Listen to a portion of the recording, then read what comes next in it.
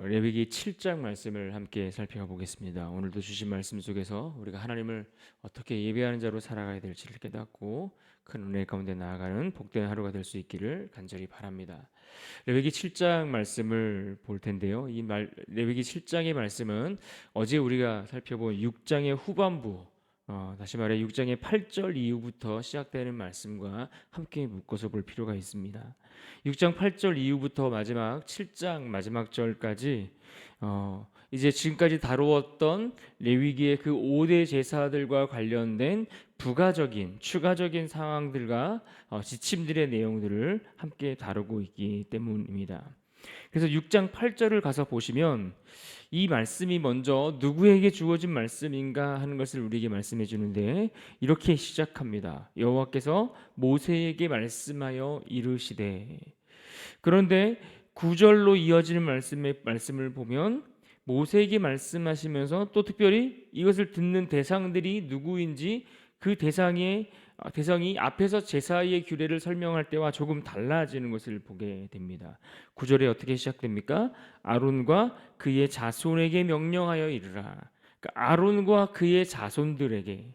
그러니까 지금까지 제사의 규례를 말씀하실 때에 그 말씀을 듣는 대상들은 이스라엘 백성 전체를 두고 말씀하셨습니다.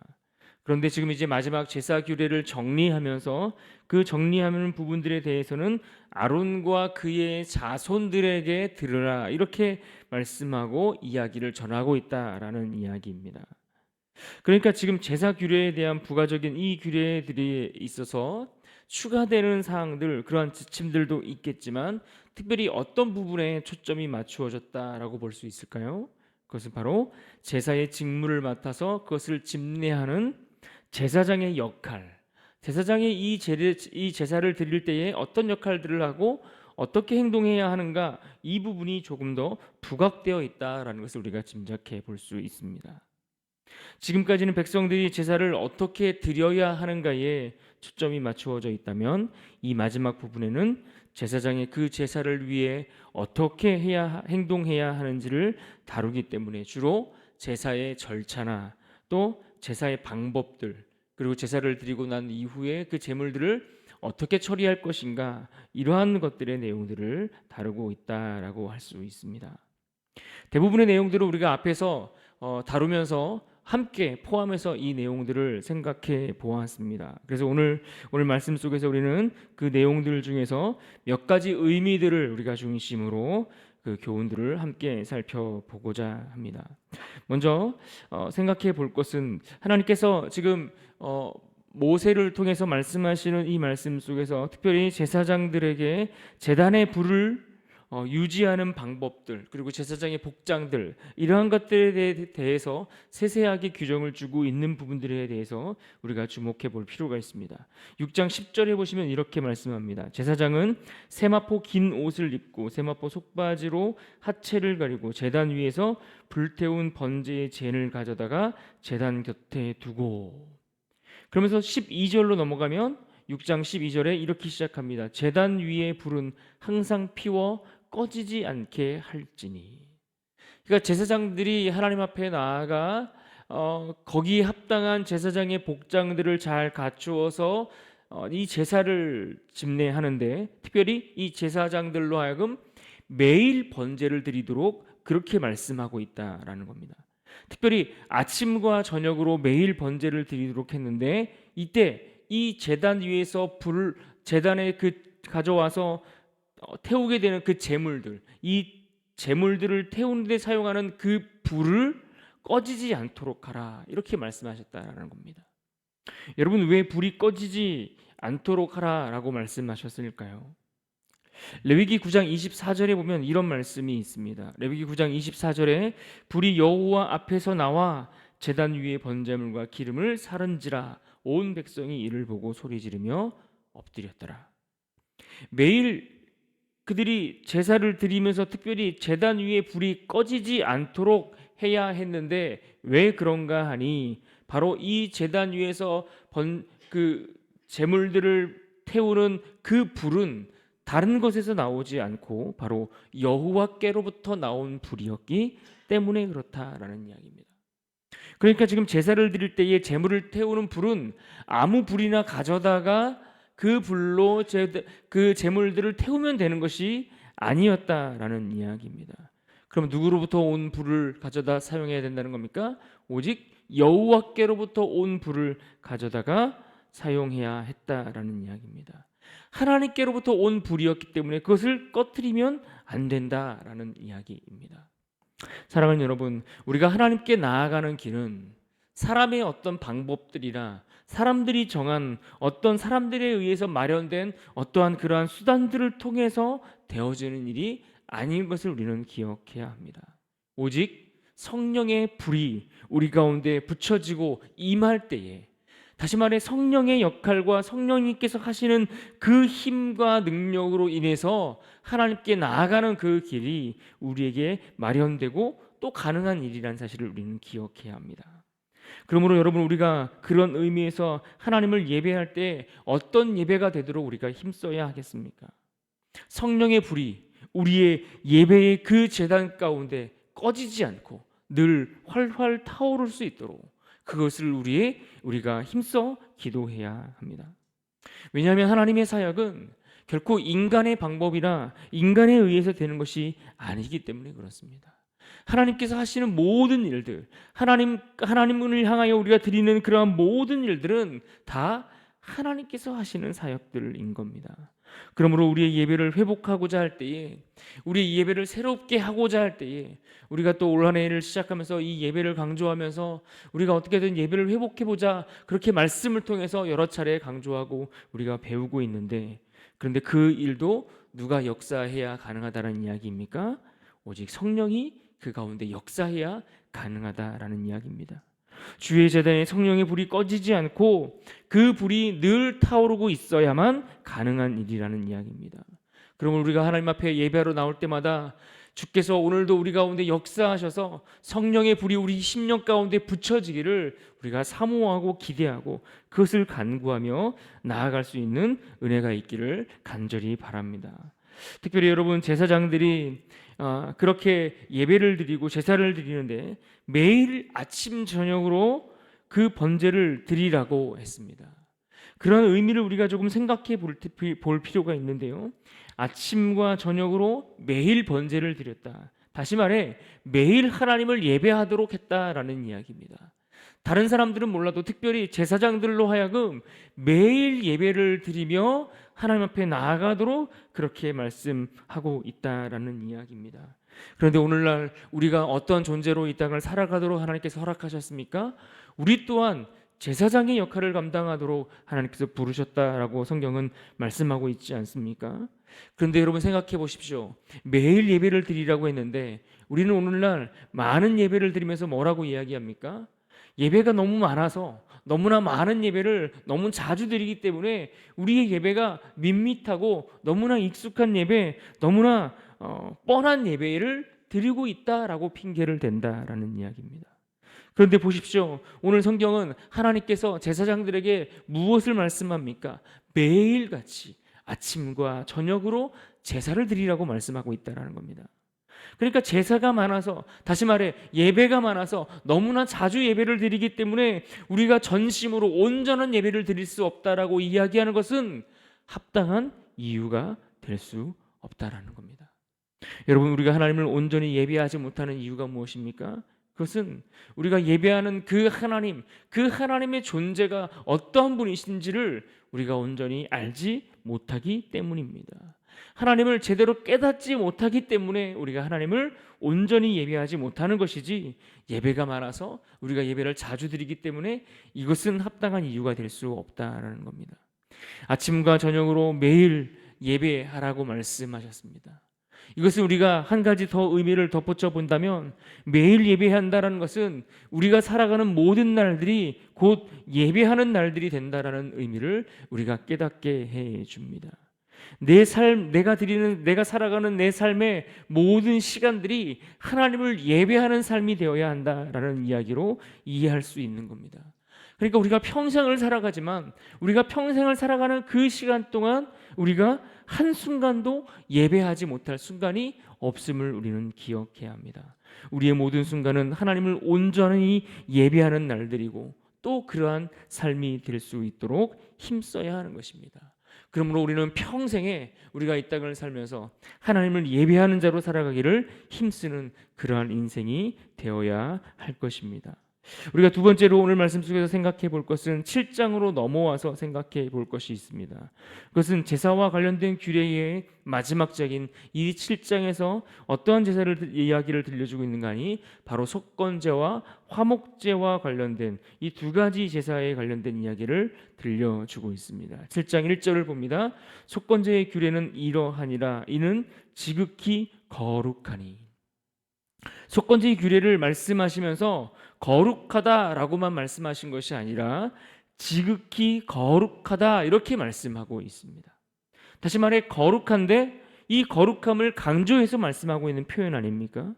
근데 이런 표현들이 또 어디서 사용되는가 하니 6장 17절 또 6장 25절에서도 소제와 또 속죄제를 다루면서 이와 같은 표현을 사용했는데 다시 한번 이 속건제를 다루면서 이 표현을 사용하여 거룩하다라는 것을 강조해 주고 있다는 겁니다.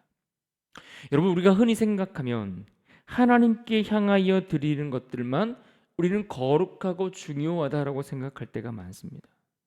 그래서 늘 어제도 이 부분을 말씀드렸지만 하나님과의 관계만 잘 세워지면 그것이면 충분하다라고 생각하고 여길 때가 많고 그렇게 생각하기가 쉽습니다. 그런데 실제로 우리가 실제로 믿음 생활하면서 또 교회에서 우리가 많은 부분들을 배울 때에도 하나님과 관계의 중요성들을 많이 강조하고 배우게 됩니다. 여러분, 물론 당연히 마땅히 이것은 너무나 귀한 가르침입니다. 하나님과의 관계를 가장 우선시 생각하는 것, 이것은 마땅한 것입니다. 너무 귀한 신앙의 유산입니다. 이것을 우리가 놓치지 말아야 하고 붙들어야 합니다. 그런데 우리가 이 레위기를 공부하면서 이 레위기 말씀 속에서 이 제도를 우리가 생각할 때에 추가적으로 우리가 함께 기억해야 할 것이 있다면 바로 이웃과의 관계, 사람과의 관계, 사람과 사람 사이에서의 그 관계, 그것을 온전히 세워가는 그것도 지극히 거룩한 것이다라는 것을 말씀하고 있다라는 이야기입니다. 그러니까 내가 이웃과의 관계 속에서 어떻게 그 관계를 맺어가는가 하는 것, 다른 사람들과의 관계 속에서 내가 어떻게 살아가야 할 것인가, 이것들조차도 지극히 거룩하다라고 강조해주고 있다는 것을 우리는 함께 기억할 필요가 있습니다.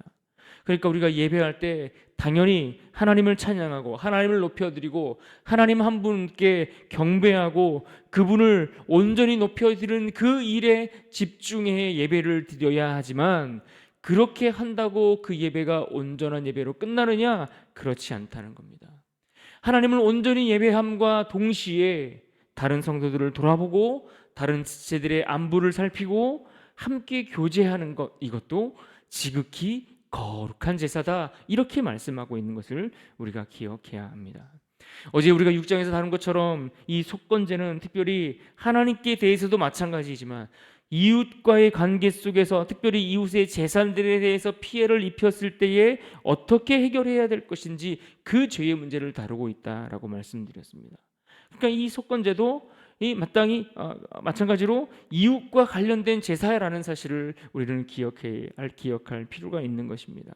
그래서 예수님께서도 어떤 말씀을 하셨습니까? 마태복음 5장 23절로 24절에 이런 말씀을 하셨습니다. 그러므로 예물을 제단에 드리려다가 거기서 내 형제에게 원망 들을 만한 일이 있는 것이 생각나거든 예물을 제단 앞에 두고 먼저 가서 형제와 화목하고 그 후에 와서 예물을 드리라. 그러니까 이웃을, 내 형제를 제멋대로 대하고 속이고 미워하고 피해를 입히고도 나 몰라라 하고 그렇게 함부로 이웃과의 관계를 그렇게 망쳐놓고 그러한 모습, 그 상태를 가지고서 하나님 앞에 나와 온전한 예배를 드릴 수 없다라고 말씀하고 있는 것 아니겠습니까? 마찬가지로 7장에서 이 속건제와 함께 또 하나의 다루고 있는 제사가 있는데 무엇입니까? 화목제입니다. 화목제도 이미 우리가 앞에서 배운 것처럼 내가 누리고 있는 그 감사한 일들에 대해서 기본적으로 그것을 자원하여 하나님 앞에 드리는 제사가 이 화목제입니다. 그리고 특별히 이 화목제는 제사를 드리고 나서 드렸던 그 제물을 가지고서 함께 이웃들과 나누어 먹음으로써 풍성한 교제를 나누도록 하는 잔치와 같은 제사라고 말씀을 드렸습니다. 그런데 그 제물을 어떻게 나누어 먹어야 하고 또 그 제물을 어떻게 처리해야 되는지에 대해서 말씀하고 있죠. 특별히 오늘 7장에 보시면 감사제로 드리는 이 화목제가 있고 자원하여 드리는 것, 또 서원하여 드리는 것, 이런 것들을 구분하여서 말씀하고 있습니다. 이 감사로 드리는 것 드렸을 경우에는 이 제물을 당일 동안에 먹도록 강조하고 있습니다. 함께 이웃들과 먹는데 당일 동안에, 왜냐하면 이 음식을 이 하루를 넘겨서 하게 되면은 이 음식을 나누고 분배하는 문제에 있어서 서로 다툼이 있거나 서로 불공평한 어떤 일들이 발생할 것들을 사전에 방지하고 있는 부분들이 있기 때문입니다. 그러나 자원제나 서원제로 드리는 것들은 다음 날까지 이 제물을 먹을 수 있도록 허락하셨습니다. 왜냐하면 의미를 더 강조하고 있는 겁니다. 하나님 앞에 내가 지금 자원하여 드리고 있는 것의 의미, 내가 무엇인가를 하나님 앞에 서원할 때에 내가 왜 이것을 서원하고 있는지 그 의미를 더 깊이 생각하고 묵상할 수 있도록 시간을 더 주는 부분들이 있습니다. 그러나 마찬가지로 중요한 것은 감사제로 드리든 내가 자원하여 또 서원하여 드리든 이 일들을 가지고서 이웃들과 함께 나누는 풍성한 교제의 식탁에 그러한 교제가 있는 잔치의 제사라는 점을 기억해야 합니다. 그러므로 우리가 예배할 때마다 생각할 것은 무엇입니까? 예수님의 십자가를 생각하는 겁니다. 이 십자가의 모양이 어떤 모양입니까? 위 아래 그리고 오른쪽 왼쪽 수직과 수평을 함께 이루고 있는 그 모습처럼 하나님과의 관계를 생각하며 예배해야 할 뿐만 아니라 내 옆에 있는 지체들과 성도들 간의 그 교제 가운데 이루어야 할 예배도 있음을 우리가 기억해야 하는 것입니다. 그러할 때에 우리가 건강하고 균형 잡힌 온전한 예배와 신앙인으로 설 수 있다라는 것을 우리가 기억할 수 있기를 바랍니다. 오늘 본문 속에서 마지막 세 번째로 한 가지 더 의미를 생각해 보고자 합니다. 지금까지 우리가 계속해서 제사에 관한 이야기를 드렸습니다. 이 제사에 관한 규례들은 결국 무엇이 초점이 맞춰져 있습니까? 가장 큰 핵심은 이 제사를 통해서 무엇을 씻는 것입니까? 우리의 죄를 씻는 것, 우리의 죄에 대해서 속함을 얻는 것. 여러분, 이것이 가장 중요한 핵심이라는 사실을 우리는 잊지 않고 기억해야 합니다. 그래서 오늘 본문 7장 23절에 보면 이렇게 말씀합니다. 이스라엘 자손에게 말하여 이르라, 너희는 소나 양이나 염소의 기름을 먹지 말 것이요. 또 7장 26절에 보면 이렇게 말씀합니다. 너희가 사는 모든 곳에서 새나 짐승의 피나 무슨 피든지 먹지 말라. 왜 기름이나 피를 먹지 말라라고 말씀하고 있습니까? 기본적으로 기름이나 피는 결국 생명과 관련된 것들을 의미하기 때문에 그것을 함부로 먹지 말라라고 말씀하고 있기 때문입니다. 곧 이것은 속죄, 우리의 죄를 속하는 것과 우리의 죄를 속하는 그 속죄의 가치를 상징하고 있기 때문에 이런 행위들을 금하고 있다는 것을 우리는 기억할 필요가 있습니다. 다시 말해 이 제사를 통해 우리가 잊지 않고 기억해야 할 것은 내 죄를 대신하여 죽는 짐승의 죽음이 있고 거기에는 반드시 피 흘림이 있고 거기에는 생명이 있다라는 사실을 우리가 기억해야 합니다. 그런데 이 모습을 가만히 생각해 보면 누구의 모습을 우리가 떠올릴 수 있게 됩니까? 예수님의 십자가의 모습을 우리가 옆에 놓고 함께 비교해 보면 어떻습니까? 너무나 동일한 모습을 우리가 발견하게 됩니다. 그러니까 우리가 구약의 이 제사 제도가 이미 폐기됐다, 없어졌다, 불필요하다 이렇게 이야기하는 사람들이 있지만 그러한 것이 아니라 구약의 제사 제도는 폐기된 것이 아니라 오히려 예수 그리스도를 통해 온전한 제사가 완성되었다라는 것을 우리는 기억해야 합니다. 제사 제도를 통해 장차 우리 가운데 이루어 주실 예수 그리스도의 구속 곧 그분을 통해 우리에게 주어진 죄의 속함, 죄의 사함이 우리에게 주어질 것을 미리 이 제사 제도를 통해서 우리가 볼 수 있다라는 겁니다. 그래서 사도 바울이 무엇이라 고백했습니까? 갈라디아서 2장 20절 말씀에서 그가 고백하기를 이제 내가 육체 가운데 사는 것은 나를 사랑하사 나를 위하여 자기 자신을 버리신 하나님의 아들을 믿는 믿음 안에서 산다라고 그가 고백했습니다. 그러니까 우리가 예배를 드릴 때마다 나를 위해 자기 자신을 버리신 예수님을 생각해야 하는 것입니다. 흠이 없으시고 무죄하신 그 주님이 나를 대신해서 피를 흘려주심으로 내가 생명을 얻었구나. 그분의 그 죽으심으로 인해 내가 죄의 사함을 얻었구나. 이것을 우리가 예배할 때마다 기억하고 생각해야 합니다. 우리가 지금까지 제사 제도에 대한 말씀을 보았습니다. 우리는 이 제사 제도를 통해서 무엇을 생각해야 합니까? 우리의 예배를 점검해야 합니다. 우리가 하나님 앞에 받으실 만한 예배를 온전히 드리고 있는지 살펴보아야 합니다. 우리의 예배는 매일의 예배라고 했습니다. 날마다 성령의 불이 우리 가운데 타올라서 그 은혜의 보좌 앞에 나아가 평생에 예배하는 삶으로 살아드리는 그러한 삶으로 나아가야 합니다. 그런데 그 예배의 방향은 언제나 하나님께로 향할 뿐만 아니라 동시에 우리의 지체들, 우리의 성도들, 우리의 이웃들과의 건강한 사귐과 교제의 자리까지로 연결되어지는 그러한 풍성한 예배로 나아가야 할 것입니다. 특별히 무엇보다 예배를 드릴 때마다 날마다 주님의 그 속죄하심을 우리가 기억해야 합니다. 주님께서 나를 위해 흘려주신 그 피 흘려주심의 은혜를 깨닫고 오늘도 나를 위해 자기 자신을 버려주신 주님 앞에 나를 의탁하며 드리는 그러한 예배자가 되어야 할 것입니다. 그러면서 오늘 마지막 우리가 말씀을 마치면서 마지막 38절의 말씀을 우리가 함께 읽고 마무리할 수 있기를 원합니다. 38절 말씀 함께 읽겠습니다. 이렇게 마치게 됩니다. 38절입니다. 시작. 여호와께서 시내 광야에서 이스라엘 자손에게 그 예물을 여호와께 드리라 명령하신 날에 시내 산에서 이같이 모세에게 명령하셨더라. 하나님께서 이렇게 제사하라, 이렇게 예배하라라고 우리에게 말씀하신 하나님의 명령입니다. 이 말씀을 기억하며 오늘도 귀한 예배자의 모습으로 승리한 하루가 될 수 있기를 주님의 이름으로 축원합니다.